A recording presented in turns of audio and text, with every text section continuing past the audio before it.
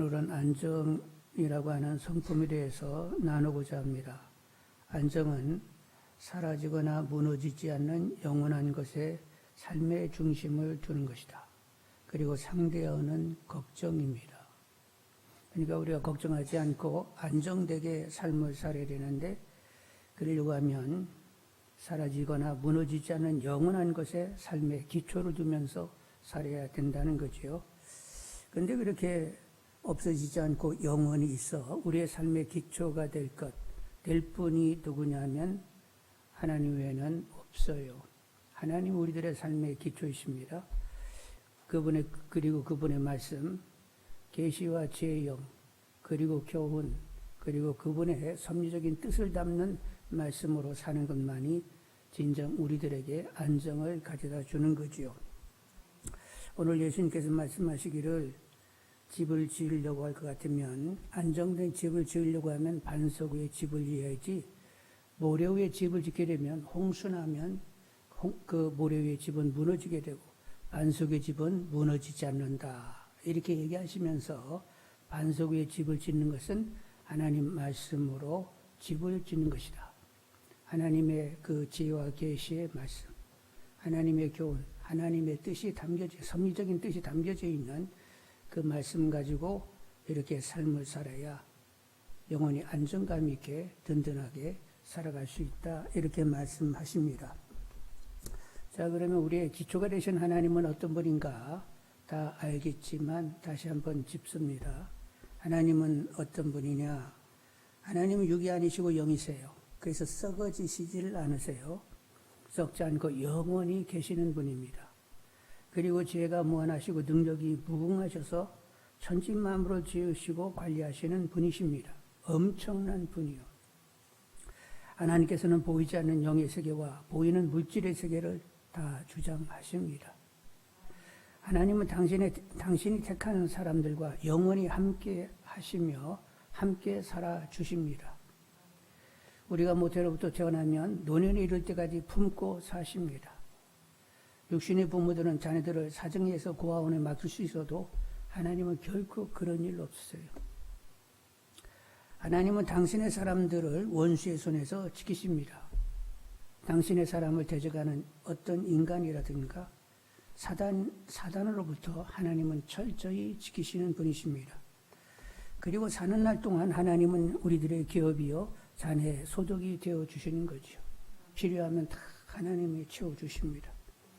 그리고 우리가 죽을 때 음부에 버리지 않고 하나님 계신 천국에 들어가도록 하나님은 그렇게 역사하십니다. 이런 하나님과 비견할 만한 이는 없어요. 그분은 홀로 지존이시고 말도 못하게 탁월하시고 위대하십니다.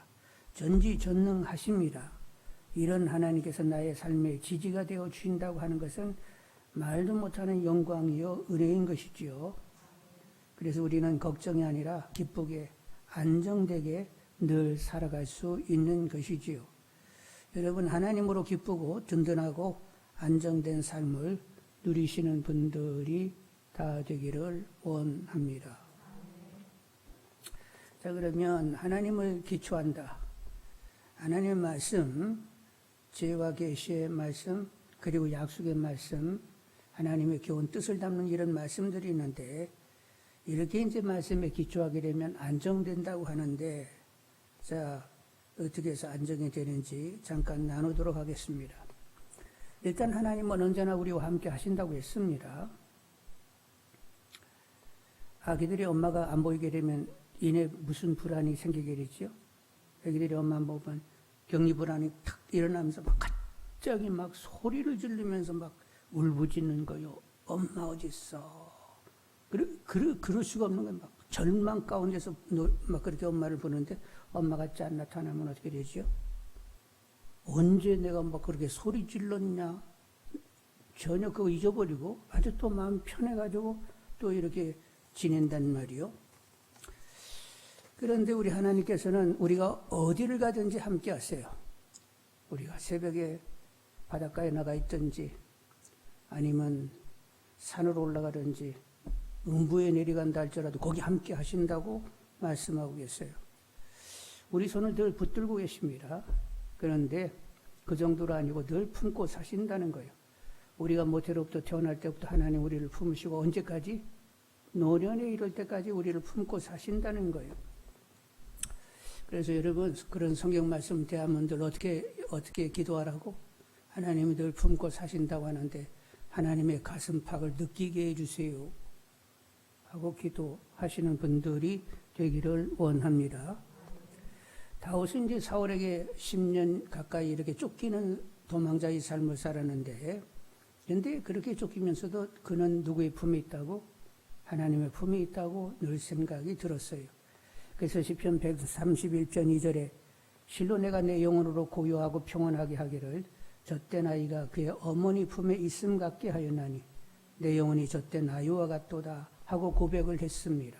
그래서 어머니 품에 있는 젖된 아이와 같아가지고 늘 어머니 품에 있는 아이와 같아가지고 그도 늘 고요하고 평온했다는 거죠.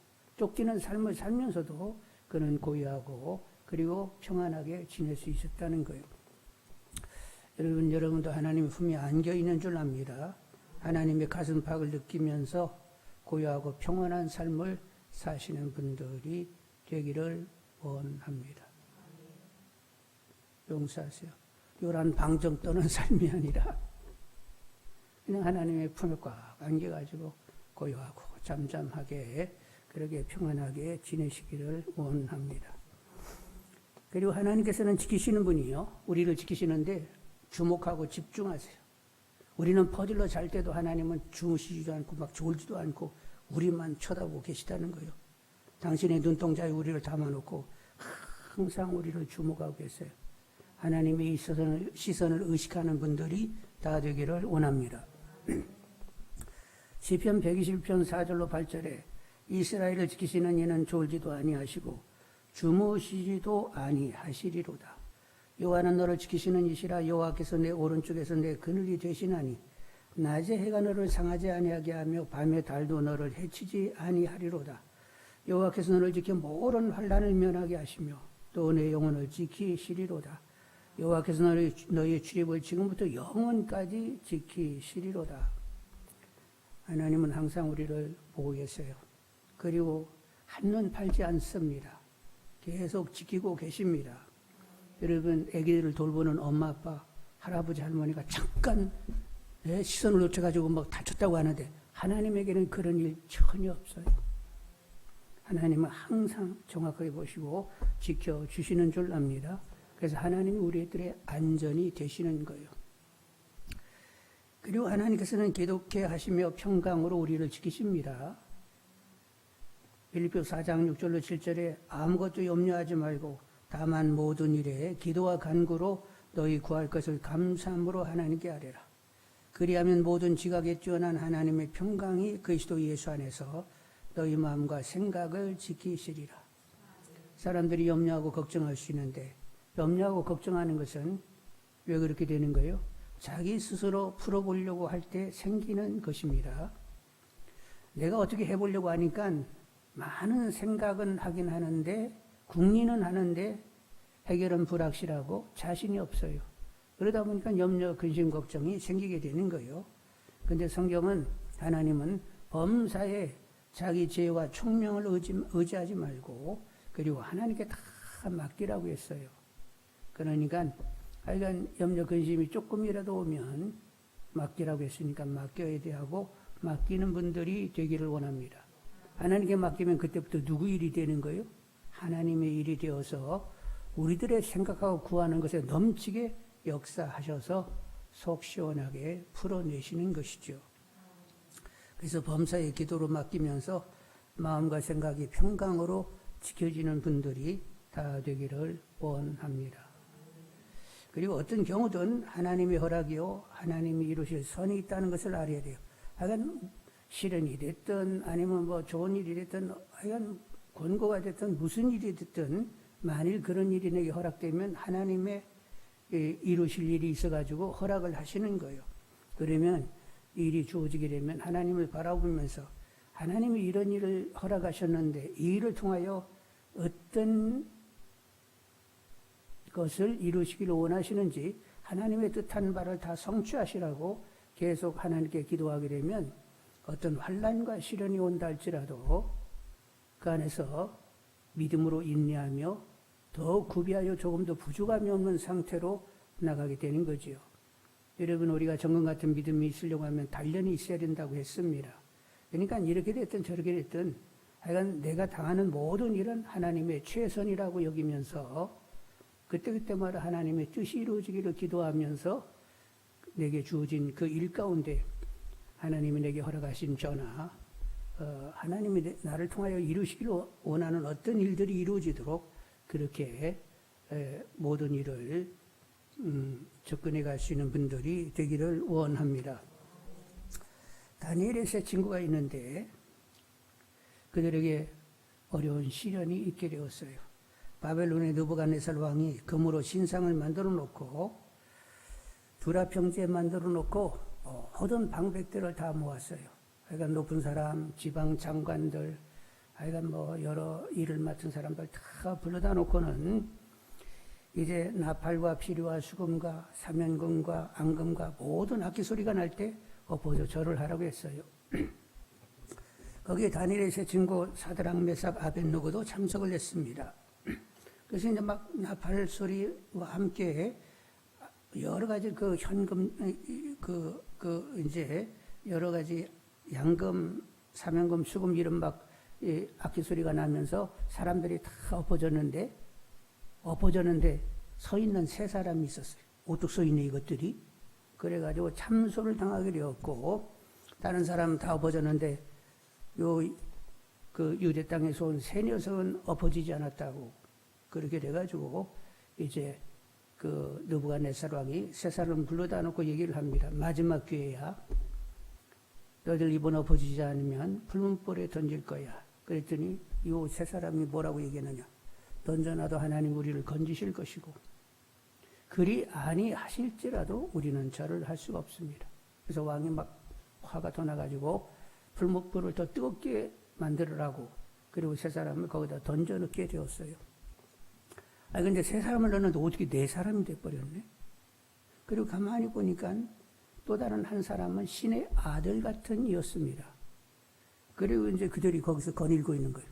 그래서 왕이 놀래가지고 사드락, 메삭, 아벳느고에게 나오너라 하고 막 소리를 쳤어요. 그래서 이제 나왔는데 보니까 머리털도 조금 더 거슬리지 않고 옷도 타지도 않고 불냄새도 하나도 없고 그냥 깨끗하게 이렇게 나오게 됐단 말이요. 그래서 왕이 놀래가지고 이스라엘의 하나님, 이 세 사람의 하나님이 천사를 보내가지고 이렇게 하나님이 건지셨다. 이 세 사람의 하나님을 우리는 찬송해야 한다 외치면서 하나님을 두려워하게 되었던 거지요. 그리고 이제 이 세 사람이 지방장관이었거든요. 근데 더 지위가 높아지게 되었습니다. 자, 그래서 말씀인데 느부갓네살이 금심상을 만들었다. 본인 어떤 생각 가지고 금심상을 만들었는데 배후에 누가 그렇게 만드는 것을 허락을 하신 거예요? 하나님이 허락하신 거예요. 그리고 이제 사드락, 메삭, 아벳느고가 절을 하지 않았습니다. 던져도 하나님이 구원하실 것이고 그리하지 않아도 우리는 죽어도 절을 못하겠습니다. 이런 강한 믿음의 마음을 주신 분도 누구예요? 하나님이 주신 거예요. 인간 스스로 가질 수가 없는 거예요. 여러분 어떤 상황에 닥치게 되면 그 믿음이 없으면 인간은 쫄아가지고 그 상황에 그냥 엎어지게 되어 있어요. 여러분 베드로가 예수님을 왜 3번 부인했대요? 그것도 여자가 당신 갈릴리 사람 아니요? 같이 함께 다니는 거 내가 봤는디? 이랬더니 막 나 예수 모른다고 하고 막 베드로가 그러게 했는데 인간 기본은 어떤 상황에 닥치게 되면 그 상황에서 다 두려움으로 연약함으로 엎어지게 되어 있어요. 그런데 이 세 사람 집어넣는다고 하는데도 불구하고 하나님이 건지실 것이고 그리하지 아니할지라도 우리는 절하지 못하고 이렇게 강한 믿음으로 이렇게 잡혀 있는 것은 이미 하나님이 잡아주시니까 그게 가능한 일이요. 세 사람이 그렇게 뭐 잘났고 의롭고 뭐 담대해서 그렇게 된 게 아니라 잡아주시니까 그 목소리가 나온 거예요. 그리고 이제 불 가운데서 하나님은 또 그들을 깨끗이 건져내시게 되었습니다. 그래서 하나님은 당신의 위대하심을 보이게 되었고 그리고 거기에 바벨론에 있는 모든 사람들, 그 방백들이 이 이스라엘의 하나님이 진정 참신이구나, 이런 인정을 하게 되었던 거죠. 그렇게 돼서 바벨론의 포로로 잡혀온 이스라엘 백성들이 더 편해지게 됐겠지요.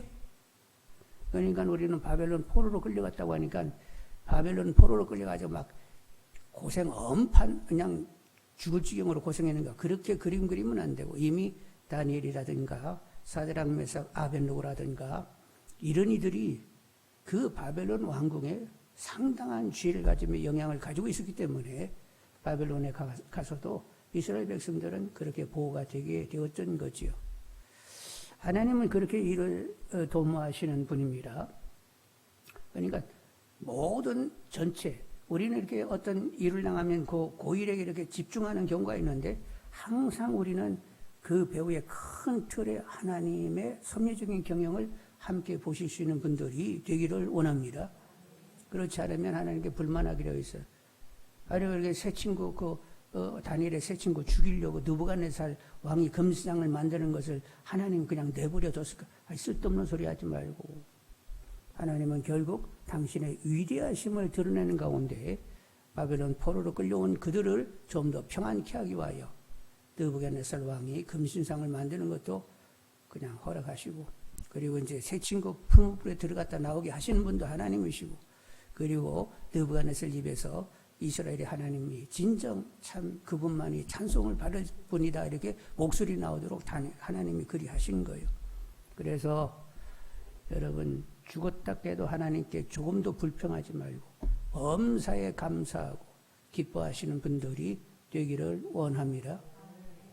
아셨죠? 여러분이 지금까지 살아온 그 모든 날들은 다 하나님의 허락이에요.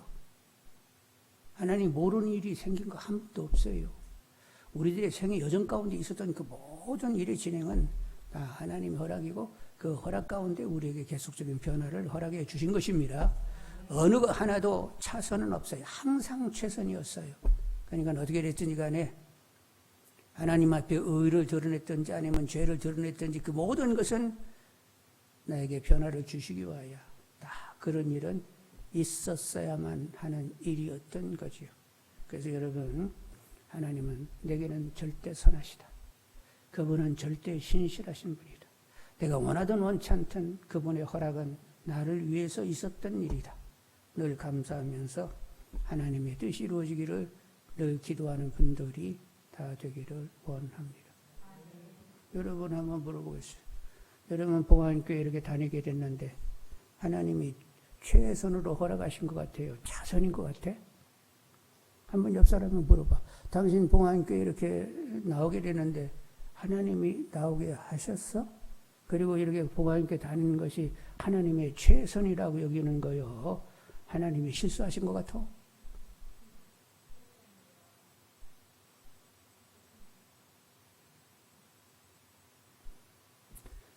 여러분, 광야길의 이스라엘 백성들은 광야길의 이스라엘 백성들 출애굽하여 광야 40년을 보내게 됐는데 그 이스라엘 백성들에 대해서 하나님이 늘 항상 차선이었어요. 하나님이 하실 수 있는 최선이었어요. 최선이었어요. 왜 그런데 그 자들은 왜 이렇게 불평불만해? 왜 이렇게 입을 계속 내밀고 40년을 그렇게 살아?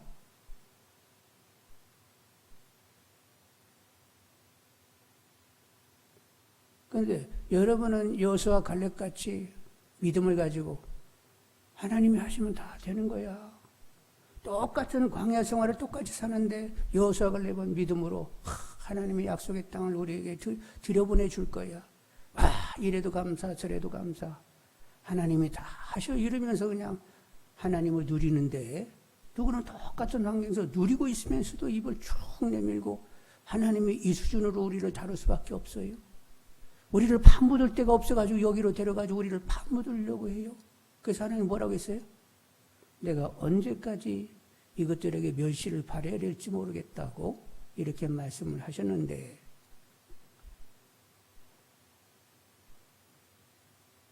감사하는 분들이 되기를 원합니다. 옆 사람이 물어보겠어요. 옆 사람이 물어보세요. 당신 나 만나, 여기 교회 와가지고 당신 나 만났는데 하나님께 감사했어, 안 했어? 정확히 얘기하라고 빨리. 봉황께 와서 이렇게 만나서 같이 믿음 생활하게 하신 분이 누가 그렇게 했어? 당신이 알아서 그렇게 한 거예요? 어떻게 한 거예요? 하나님이 그렇게 했어?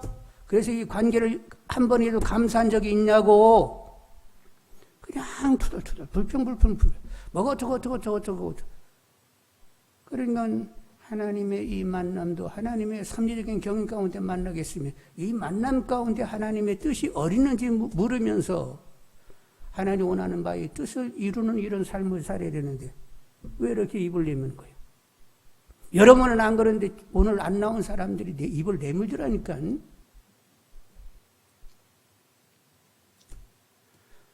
하나님 더 크게 하시는 분들이 되기를 원합니다. 하나님은 우리에게 차선은 없어요. 항상 그분은 최선이었어요. 여러분이 원하든 원치 않든 여러분 주위의 관계가 어떻게 됐든 다 하나님의 허락이었어요. 약간 그런 관계 속에서 하나님의 선한 섭리적인 경영 가운데 하나님의 뜻이 이루어져 또 거룩하고 흠이 없는 영화로운 자녀들이 다 되시기를 원합니다. 하나님의 섭리는 참 희한한데 부부의 만남도 보면 아싸 하나님 이런 아내를 주시다니 이런 남편을 주시다니 내가 바라던 남편이었어요. 내가 바라던 아내였어요. 이런 사람은 한 사람도 없어요. 만나니까 우리는 삽니다. 이 만남 속에 하나님의 섭리적인 경험과 뜻이 있어서 저는 삽니다. 하나님이 짝지어 주신 것은 분명합니다. 내 마음이 들어서 사는 것 아닙니다. 만나게 하시고 하나님의 섭리적인 경영, 하나님의 뜻이 있어서 저는 삽니다. 이렇게 사는 것이 사는 거요. 신앙하는 사람들의 삶은 하나님이 짝지어 주셨으면 좋든 안 좋든 헤어지면 안 되는 거요. 마땅하든 못 마땅하든 그 안에 하나님의 섭리적인 경영이 있는 거요. 그러면 저 사람과 나의 관계 속에서 하나님 뭔가 나에게 어떤 변화를 주시기 위하여 이렇게 만나게 하신 거지. 그래서 하나님의 이름으로 소중히 여기면서 하여간 그냥 사는 거요. 옆 사람이 물어보세요. 당신 그렇게 살았잖아. 그렇게 살았어. 또 하나님이 실수한 거요? 그 사람을 만나서는 안 되는데 하나님 만나게 해가지고 하나님 고생 내 고생 다 하여간 피차 고생했잖아요. 하나님 이러는 거요? 아직도 하나님을 모르는 거예요. 하나님 모르면 그런 소리 나지 않습니다. 하나님 무조건 나에게 최선인 줄 아시기를 원합니다. 가만히 보면 막 남편 얘기를 막 지금까지 하는 사람이 있어. 70이 넘었는데도 아직도 남편이 어쩌고 저쩌고 막 그렇다고 막 했어. 그냥 살살 얘기하는 사람이 있는데 하나님이 두 사람은 그렇게 살게 만나게 하신 거예요. 남편이 믿든 안 믿든 잘 믿든 안 믿든 하여간 그 관계 속에서 하나님이 이루실 뜻이 있는 거예요. 하여간 여러분 계속 변화받으신 분들이 되시길 바라고 무조건 하나님은 내게 최선이었습니다 하고 선언할 수 있는 분들이 다 되기를 원합니다. 그리고 한 가지 더 얘기하면 여러분 이제 심리적으로 안정되려고 하면 그리고 조금이라도 안정되게 사람들에게 영향을 주려고 하면 가치감이 있어야 돼요. 열등감을 가지게 되면 사람들의 시선을 의식하면서 위축이 되고 제대로 영향력을 가질 수가 없어요. 일단은 하나님 앞에 내가 누구인지를 알고 여러분 이렇게 흔들림이 없이 누구의 시선, 누구의 인정 욕구 이런 누구에게 인정을 하고 안 하고를 넘어서는 초월해 가는 분들이 되기를 원합니다. 그래서 제 계시형으로 하나님은 누구시며 나는 누구인가를 알게 해달라고 기도하시는 분들이 되시고 지존이신 하나님 자녀답게 세상의 빛답게 왕이자 제사장으로 최고의 신분자답게 영향력을 끼치고자 하는 분들이 되기를 원합니다. 우리는 우리 신앙으로 끝나는 거 아니에요.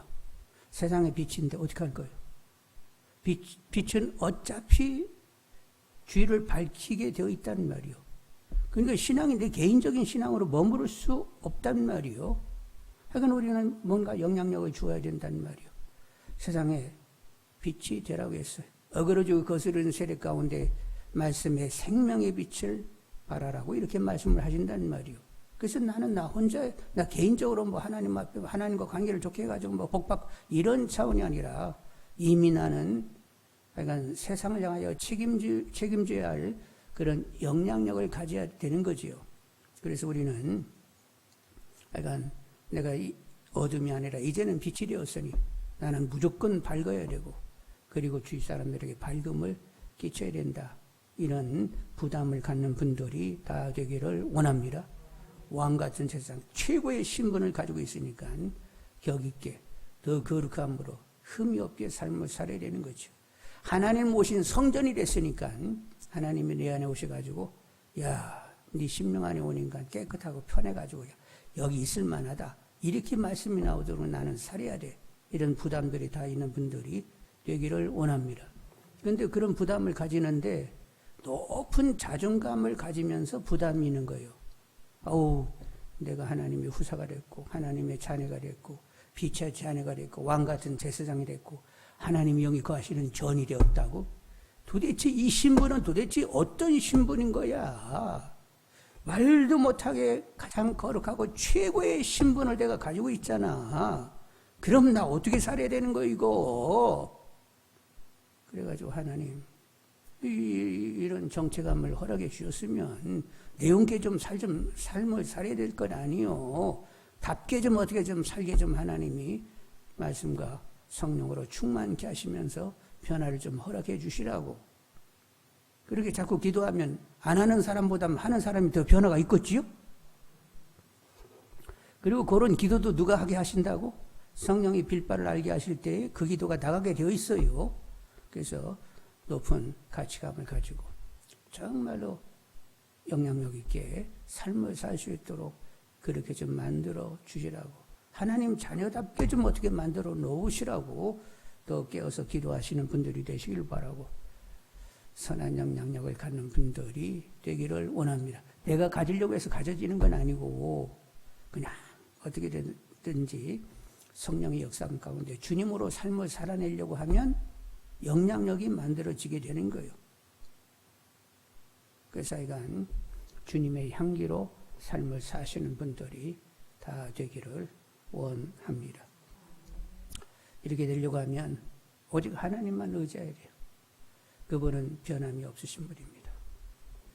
하나님 위에 어떤 것을 의지하게 되면, 어떤 신들을 의지하게 되면 그건 다 거짓이고 사단이 하나님을 의지하지 못하게 하는 역사예요. 그러니까 하나님만 의지하셔야 돼요.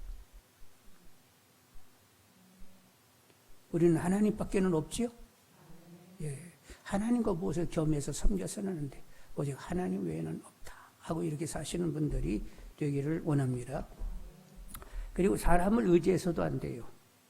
에레미야 17장 5절로 7절에 여호와께서 이와 같이 말씀하시니라. 무릇 사람을 믿으며 육신으로 그의 힘을 삼고 마음이 여호와께서 떠난 그 사람은 저주를 받을 것이라. 사람을 믿고 육신을 의지하면 저주받는데요. 그는 사막의 떨기나무 같아서 좋은 일이 오는 것을 보지 못하고 광야 간조한 곳 건건한 땅 사람이 살지 않은 땅에 살리라. 그러므로 무릇 여호와를 의지하며 여호와를 의뢰하는 그 사람은 복을 받을 것이라. 사람 의지하면 저주, 하나님을 의지하면 복, 이렇게 말씀했으니까 사람 의지하지 않기를 원합니다. 그리고 재물을 의지해서도 안 돼요. 여러분 재물을 많이 가지면 하나님을 잘 믿을까요? 안 믿을까요? 네?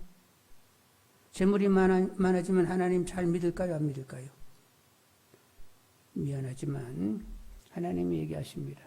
너희들 가나안 땅에 들어가가지고 잘 먹고 잘 살게 되면 나를 발로 찰 것이라. 여러분 부유해지게 되면 이제 재물에 길들어지게 되는 거예요. 잘나면 어디 가서 자? 돈 있는데 고급 호텔에 가가지고 자야지. 그리고 집에만 있어? 비행기 타고 그냥 비행기 타는데 자리도 몇 등석 탈까요? 3등석 탈까나 2등석 탈까나 1등석 탈까나 돈 많은데 돈 어디다 쓸 데가 없는데 그 막 1등석을 타고 가는 거예요. 그리고 막 가서 그냥 막 이렇게 누리고 이렇게 살다 보면 하나님이 찾아져요? 안 찾아져요? 하나님은 어떻게 찾아져? 그래서 여러분 조금 살짝 가난한 게 좋을까? 살짝 여유로운 게 좋을까? 그건 여러분이 정하세요. 살짝은 괜찮은 것 같아. 살짝 가난하고 살짝 부유한 것은 괜찮은 것 같아. 그런데 터무니없는 건 이제는 그때는 문제가 생기는 것 같아요. 하나님 재물을 의지하지 않기를 원합니다. 그 재물 많아도 예수님이 비유 가운데 오늘 밤 내 영혼을 거두어 가게 되면 그 네 재산이 어떻게 되겠느냐? 우리에게 크게 도움이 되지 않아요. 그러니까 혹여 재물이 있으면 이건 하나님 것, 항상 하나님 것. 하나님 것을 관리하는 마음으로 잘 관리하시는 분들이 되기를 원합니다. 우리가 편안하고 안정감 있게 염려, 근심, 걱정 이런 게 휘둘리지 않고 늘 살려고 하면 시선이 하나님께로 가 있는 분들이 되기를 원합니다. 하나님을 의식하면서 염려한다? 그런 건 없어요. 하나님이 누구신지 알고 그분을 의식하고 있으면 항상 평안한 마음 가운데 잠잠하게 늘 소망 중에 또 하나님을 항상 의식하면 그분이 주시는 힘으로 그리고 그분이 모든 답이 돼요. 모든 문제의 해결의 답이 돼요. 그래서 하나님이면 충분하다는 이런 마음 가지고 살아갈 수 있게 되는 거죠.